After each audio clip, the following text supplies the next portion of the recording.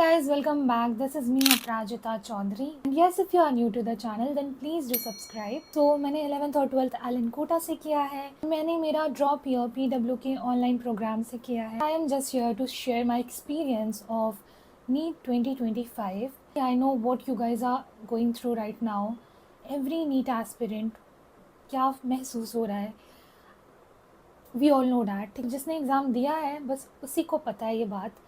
मतलब एग्ज़ाम देने के बाद क्या था और उसके पहले क्या था. नीट एग्ज़ाम के 10 दिन पहले से जो है मैंने वीडियोस वगैरह डालना बहुत कम कर दिया था. इफ़ यू गाइज़ नो, मतलब मैंने 10 दिन तक कोई वीडियो नहीं डाली मेरे चैनल पे. और उसके पहले भी मैं हर 7 दिनों में 8 दिनों में तब जाके मैं एक शॉर्ट्स अपलोड करती थी. लॉन्ग वीडियो तो मैंने 2-3 महीने से नहीं डाला है, सो बहुत टाइम हो गया है. और मैंने 5-6 महीने पहले एक वीडियो बनाई थी that I quit NEET. Video को जिसने देखा उसको पता है कि मैंने उसमें क्लियर बोल दिया था कि मुझे अब कोई एक्सपेक्टेशंस नहीं है कि मेरा MBBS गवर्नमेंट सीट मुझे मिलेगा कभी. तो अब मैं नीट इसलिए दे रही हूँ क्योंकि किसी भी अदर कोर्स में एनरोल करने के लिए have to qualify in NEET. तो इसलिए मैं नीट एग्ज़ाम के लिए प्रिपेयर कर रही थी. मेरा कुछ ये नहीं था कि मुझे गवर्नमेंट सीट लेनी है MBBS की. बस ये था कि हाँ, मेरे से जितना हो रहा है, मेरे से जितना पढ़ाई किया जा रहा है, मैं उतना पढ़ रही हूँ. मैंने नीट 2024 दिया था ना, तो तब मेरा ये था कि हाँ, मेरा शायद हो जाएगा. लेकिन जब मैंने फिर से दोबारा स्टार्ट किया सब करना, आई वॉज लाइक मेरे से इतना ही होगा. मैंने बहुत सारे टेस्ट दिए, मेरा मार्क्स नहीं इम्प्रूव हो रहा था. I am from a general category, so जितना मुझे कट ऑफ के लिए चाहिए उतना नहीं आ पा रहा था मेरा. So I gave up in between and I thought कि ठीक है, अब जो भी होगा एग्ज़ाम देंगे और जो भी कॉलेज मिलेगा आई विल टेक दैट. तो एग्ज़ाम के पहले मैंने PYQs किए, मॉक टेस्ट दिए. नीट के पहले ना मैंने 12 घंटे लगातार बैठ के पढ़ाई की है. फुल सिलेबस एक एक दिन में रिवाइज़ किया है मैंने, ताकि मुझे रिग्रेट ना हो यार कि यार काश थोड़ा और पढ़ लेती तो मेरे बेटर नंबर आ जाते. मुझे किसी और को प्रूव करने के लिए नहीं पढ़ाई करना था, मुझे बस खुद के सेटिस्फैक्शन के लिए करना था. तो coming on to the NEET exam day, तो मैं सुबह सुबह उठी. मेरा जो यहाँ से सेंटर था वो ऑलमोस्ट लाइक 40 to 45 किलोमीटर्स दूर था. तो ऑब्वियसली मुझे पहले जाना था क्योंकि मैंने लोकेशन नहीं देखी हुई थी. ऑलरेडी मैं बहुत पैनिक कर रही थी कि अगर सही टाइम पे नहीं पहुँचे तो क्या होगा वगैरह वगैरह. मैंने एक दिन पहले ही टैक्सी वगैरह बुक कर लिया था कि हाँ मुझे जाना है. और मैं 8 बजे सुबह ही मेरे घर से निकल गई थी यहाँ से. और रात को मैं 1-2 बजे समथिंग सोई थी, वो भी पढ़ाई करके. फिर मैं सुबह के 7 बजे उठ गई और 1 घंटे में मैं रेडी वगैरह होके चली गई मेरे नीट सेंटर पे. वहाँ पे मैं टाइम से बहुत पहले पहुँच गई. इनफैक्ट 10 बजे ही मैं पहुँच गई थी, 10-11 के समथिंग में. और फिर मेरे पास काफ़ी टाइम था वहाँ पे. सेंटर के बाहर ना मैंने लोगों को देखा कि वो लोग पेड़ के नीचे बैठ के पढ़ाई कर रहे हैं, रिवाइज़ कर रहे हैं. तो मैंने सोचा मैं भी करती हूँ. और मैं मेरा फ़ोन में लेक्चर वीडियो ऑन कर लिया, क्विक रिविज़न वाला 15 मिनट्स वाला रिविज़न, और वो देखने लग गई मैं. तो ऐसे कर करके ऑलमोस्ट लाइक 12:30 हो गया था. आई थिंक 12:40 या 50 के समथिंग में मैंने एंट्री लिया था वहाँ पे. एंट्री लेते ही वहाँ पे जो फीमेल पुलिस ऑफिसर्स वगैरह थी उन्होंने चेक इन वगैरह किया. क्या हुआ, लाइन में ऑलमोस्ट 1 घंटा हमको वहाँ खड़े रहना पड़ा सेंटर के बाहर, क्योंकि वहाँ पे वाईफाई इशू था तो बायोमेट्रिक काम नहीं कर रहा था और बहुत स्लो काम कर रहा था. वी नो पेपर का टाइम 2 बजे से स्टार्ट था, तो हमें 1:45 पे एंट्री दे दिया गया. और स्टूडेंट्स को भी बहुत टेंशन हो रही थी कि इतनी लेट एंट्री क्यों दे रहे हैं ये लोग. हम लोग बहुत टाइम तक वहाँ पे खड़े रहे. लोग हमारी क्लास में चले गए. क्लास में जाते ही जो होता है, जैसे ही 2 बजा उसके पहले जो पेपर वगैरह डिस्ट्रीब्यूट करते हैं, सबके इतने एक्सपेक्टेशंस थे लिटरली. मतलब जब एग्ज़ाम हॉल में हम एंट्री कर रहे थे, मेरे साथ और भी काफ़ी सारे लोग थे and they were all talking about कि उनका 2nd ड्रॉप है, 3rd ड्रॉप है, 5th ड्रॉप है एंड इस बार तो हो ही जाएगा. मुझे भी ये था कि हाँ, इस बार तो मुझे एक अच्छा स्कोर तो आ ही जाएगा यार, at least I can get a semi government college और समथिंग. तो ये सोच के मेरा माइंडसेट यही था. एग्ज़ाम के पहले मैंने कुछ ज़्यादा एक्सपेक्टेशंस नहीं रखे थे obviously. As the exam started, exam जैसे स्टार्ट हुआ, क्वेश्चन पेपर आया, सारे स्टूडेंट फिर लाइक जय माता दी, इस बार बस हो जाए सिलेक्शन. और मैंने भी ऐसे किया और पेपर खोला. पेपर जैसे मैंने खोला, कुछ देर तक मैं पहले एक बार में क्वेश्चन पढ़ना स्टार्ट नहीं करती, पहले पेपर को पूरा ऐसे करके देखती हूँ. उसके बाद मैंने क्वेश्चन पढ़ना स्टार्ट किया बायो से पढ़ रही हूँ.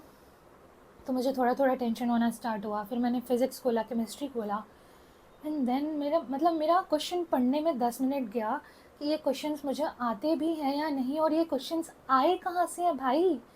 मतलब मैंने PYQs किए हैं, फुल सिलेबस टेस्ट किए हैं, उनमें तो मुझे ऐसे क्वेश्चंस मिलते ही नहीं थे. ये कहाँ से ले आए ये क्वेश्चंस. और कुछ देर तक मैं मैं बिल्कुल ऐसे हो गई थी कि यार ये क्या है, मुझे बहुत ज़्यादा डर लग रहा था। फिर मैंने सोचा ठीक है बायो से स्टार्ट करते, एक एक क्वेश्चन पे दिमाग लगाऊंगी और फिर करते हैं। ये सोच के मैंने स्टार्ट किया बायो करना। और बायो जो है वो काफ़ी लेंदी था आई वुड से। और मुझे जो फील हुआ, ये रहा मेरा पेपर, ये है मेरा पेपर।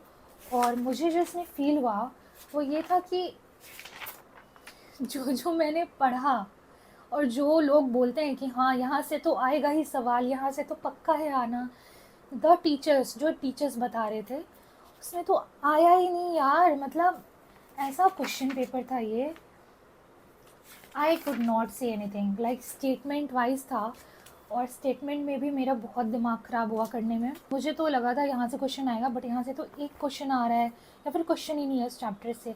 मैं कॉकरोच बहुत अच्छे से करके गई थी और सारा क्वेश्चन फ्रॉक पे आया। अभी मैंने पढ़ा हुआ था बट वो मुझे उतने सही से याद नहीं था, क्योंकि सब बोल रहे थे हाँ कॉकरोच से आ सकता है अच्छा क्वेश्चन, तो मैंने वो उसके ऊपर ज़्यादा फोकस किया हुआ था। और उससे एक क्वेश्चन भी नहीं आया। क्वेश्चन को बार बार पढ़ के फिर उसके ऑप्शंस बहुत ज़्यादा मुझे कंफ्यूजिंग लगे। इन बायो जो ऑप्शंस थे वो ऑब्वियसली कंफ्यूजिंग होते हैं, बट वो कुछ ज़्यादा ही घुमा फिरा के थे, तो इसलिए मेरा दिमाग और सर दर्द होने लग गया मुझे। फिर मैंने बायो किसी तरह कंप्लीट किया, देन मैं आ गई फिज़िक्स पे, फिज़िक्स करने पे आई। फिर मैंने केमिस्ट्री किया। फिज़िक्स का एक क्वेश्चन आपको 1 से 2 मिनट में सॉल्व करना होता है, तभी आप पूरा पेपर अटेम्प्ट कर पाओगे। पर मेरे से जो है ना, I was taking 4 to 5 minutes to figure out one question of physics, and there I was like dead कि यार how can I do this?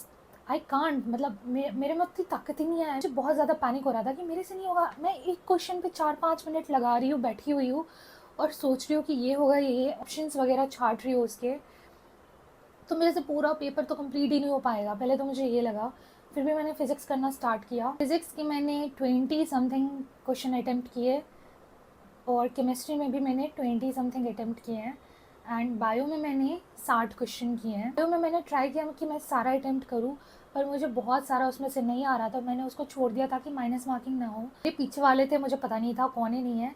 और जो घड़ी लगा हुआ था ना, तो वो बिल्कुल अपोजिट साइड पे था, तो मुझे दिख ही नहीं रहा था वहाँ पे। तो मुझे ऐसे झुक झुक के देखना पड़ रहा था कि टाइम कितना हो रहा है और कितना टाइम बचा हुआ है। एग्ज़ाम हॉल का ये सीन था दैट एवरी स्टूडेंट, उनके पसीने छूट रहे थे, ठीक है। मेरे जस्ट साइड वाले टेबल पे जो देर वॉज अ गर्ल, तो I was looking at her and she was just reading question. मैं उसको जब भी देख रही हूँ ना उसकी तरफ, तो वो बस क्वेश्चन पढ़ रही है। मैंने उसको OMR फिल करते हुए लास्ट के टाइम पे देखा। शाम 5 बजे ख़त्म होता है and almost half of the students ने ना 4:30 पे गिव अप कर दिया था। सब अपना पेपर ऐसे लेके बैठ गए थे। जो पास में जो लड़की थी तो उसने तो हेड डाउन कर लिया पहले ही, एग्ज़ाम ख़त्म होने के आधा घंटा और 40 मिनट पहले। देन आई रियलाइज़ कि यार ये क्या हो रहा है। स्टिल मैंने गिव अप नहीं किया। मैंने लास्ट टाइम तक एक एक क्वेश्चन में पढ़ रही थी। मुझे बस माइनस मार्किंग का डर था कि अगर मैंने तुक्का लगाया और ये गलत हुआ तो मेरा जितना सही हुआ भी होगा उसमें से माइनस डिटेक्ट हो जाएगा। तो मुझे माइनस मार्किंग को बहुत अवॉइड करना था।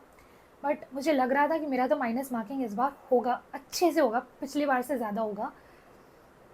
बहुत सारे क्वेश्चंस मैंने पढ़े कुछ और थे, लाइक 2-3 क्वेश्चंस मैंने पढ़े कुछ और थे, मुझे उनका आंसर सही से आता था। OMR में मैंने गलत फिल कर दिया। ये सब हुआ मेरे साथ। पता है क्या, हर साल जो नीट का पैटर्न होता है, हर मतलब अभी कितने सालों से जो नीट का पैटर्न चलते आया है, उसमें क्या होता है, किसी साल फिज़िक्स डिफ़िकल्ट कर देते हैं, बायो ईजी रहता है, केमिस्ट्री मॉडरेट रहता है। फिर किसी साल बायो हार्ड कर देते हैं, केमिस्ट्री मॉडरेट रहता है, फिज़िक्स ईजी होता है। ये पैटर्न हमेशा से चलते आया है और जो मैंने सुना है हमेशा से। बट दिस ईयर मैंने किसी को ये बोलते नहीं कि बायो ईजी था और केमिस्ट्री ईजी था या फिज़िक्स ईजी था। Every student is like paper बहुत टफ था। तीनों के तीनों जो सब्जेक्ट्स थे वो टफ थे, लेंदी थे। पेपर टफ सिर्फ इसी सेंस में नहीं होता कि इसमें सवाल हार्ड हार्ड हैं, आप इतना लेंदी दे रहे हो, वो जितना टाइम कंज्यूम कर रहा है, तो उसमें how will a student do that, right. I know everyone is pointing out NTA कि ये लास्ट टाइम पेपर इजी था इस वजह से लीक हो गया, और इस बार उन्होंने इतना हार्ड कर दिया है कि मतलब जिन्होंने जो पढ़ा हुआ है वो भी नहीं आया। तो ऐसा भी पेपर बनाने का क्या मतलब यार। I know it's a competitive exam. यहाँ पे अगर उस लेवल का एंट्रेंस एग्ज़ाम नहीं होगा तो जो डिज़र्विंग कैंडिडेट्स हैं उनको उनके सीट्स नहीं मिलेंगे। I understand that, but students जो है उन्होंने अपनी प्रिपरेशन उसी लेवल की थी ना, क्योंकि अभी आपने कोई ऐसा नोटिस या कुछ भी नहीं निकाला था कि इस बार का पेपर टफ आ सकता है, ऐसा तो कुछ नहीं बोला गया था।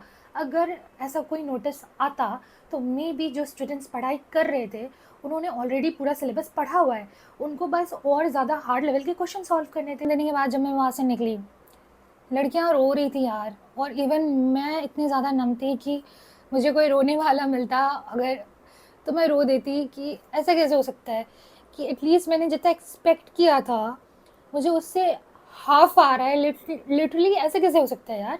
मैं आई, मैंने सबसे बात किया, हाउ वाज योर पेपर, सब मेरे को कॉल कर रहे थे। पहले कुछ देर तो मैंने कॉल ही नहीं उठाया किसी का, और मैं फ़ोन वगैरह कुछ भी नहीं चला रही थी। आंसर की मैच करने की मेरे में बिल्कुल हिम्मत नहीं थी। मैंने मेरे दोस्तों से पूछा, उन्होंने बोला कि बहुत टफ था पेपर वगैरह वगैरह, जो सबका था रिएक्शन। और मेरी एक फ्रेंड ने बोल दिया कि मैं तो ड्रॉप लूँगी फिर से, एंड कुछ बोल रहे थे कि नहीं कॉलेज लेना ही है इस बार चाहे कुछ भी हो। ठीक है, मैं नेक्स्ट डे उठ के फिर आंसर की वगैरह मैच करूँगी।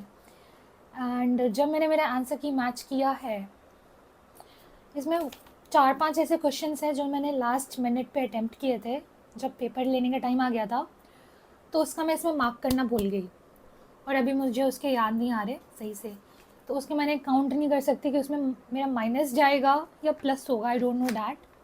पर इसमें मैंने जितना किया है इस पेपर में वो मैंने काउंट किया। आंसर की मैच करने के बाद मैंने आधे में छोड़ दिया इसको। ठीक है, मेरे बायो में इतने सारे क्वेश्चन कैसे गलत हो सकते हैं, उसमें मैंने बहुत दिमाग लगाया था, सारे क्वेश्चन को मैंने इतना टाइम दिया, स्टिल वो सारे गलत हुए। और मुझे लगा था कि हाँ इतने क्वेश्चन मेरे प्रॉबेबली गलत हो सकते हैं, बट ऑलमोस्ट हाफ मेरा गलत हो गया। और ये देख के मुझे समझ में नहीं आया मैं क्या करूँ। और आई नो बहुत सारे स्टूडेंट्स के साथ ये हो रहा है।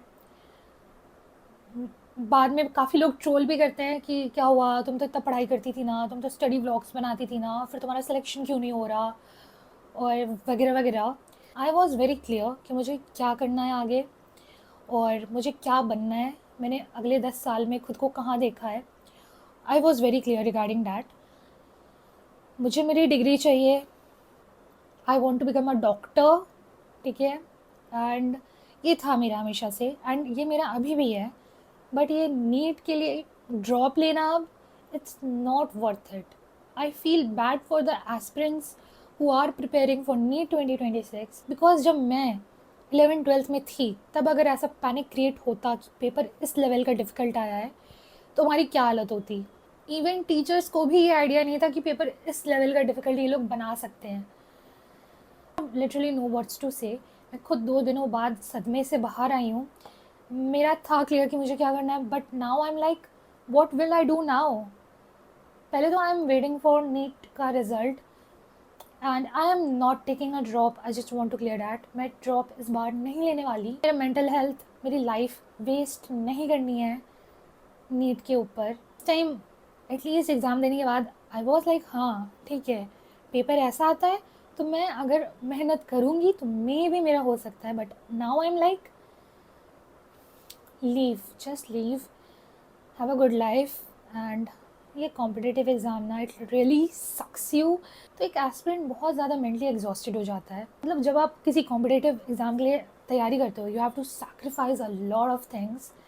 एंड अगर आप कभी अपने फ्रेंड्स के साथ पार्टी करने चले जाते हो, हैंग आउट करने लगते हो, तो बहुत सारे लोग आपको जज करते हैं कि तुम तो नीट के लिए पढ़ाई कर रही थी ना, तुम ऐसा कैसे कर सकती हो। इसलिए मैंने आज तक मेरा इंस्टाग्राम जो अकाउंट है, मैंने अपना इंस्टा हैंडल अभी तक पब्लिक नहीं किया था, बट हाँ मैंने अब पब्लिक कर दिया है। तो please go and check out, this is my insta handle, वहाँ जाके फॉलो करो। अभी बहुत अच्छा अच्छा कंटेंट आने वाला है। आई विल ट्राई कि जो भी मेरा लाइफ का journey goes on, try to share everything with you guys.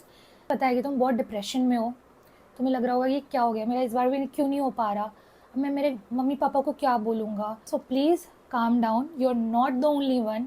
And एक एग्ज़ाम तुम्हारी लाइफ डिसाइड नहीं कर सकती है। ठीक है, आई नो कि तुमने बहुत मेहनत से पढ़ाई करी है, इवन सब ने करी थी, इवन बहुत लोगों ने अपनी जी जान लगा के पढ़ाई की है, स्टिल उनके जो एक्सपेक्टेशंस थे वो पूरे नहीं हो रहे हैं। तो कट ऑफ में भी लो जाएगा। जो भी होता है यार सही के लिए होता है, सो डोंट बी पैनिक। बस ये सोचो that you want to live a good life and you want to earn good and live a respectful life. It's time to end the video and जितने भी एस्पिरेंट्स हैं, don't worry, panic मत होना।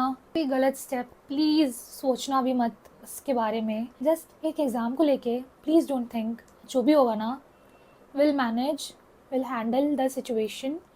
Just be strong. All the best to all of you and you do good in your life.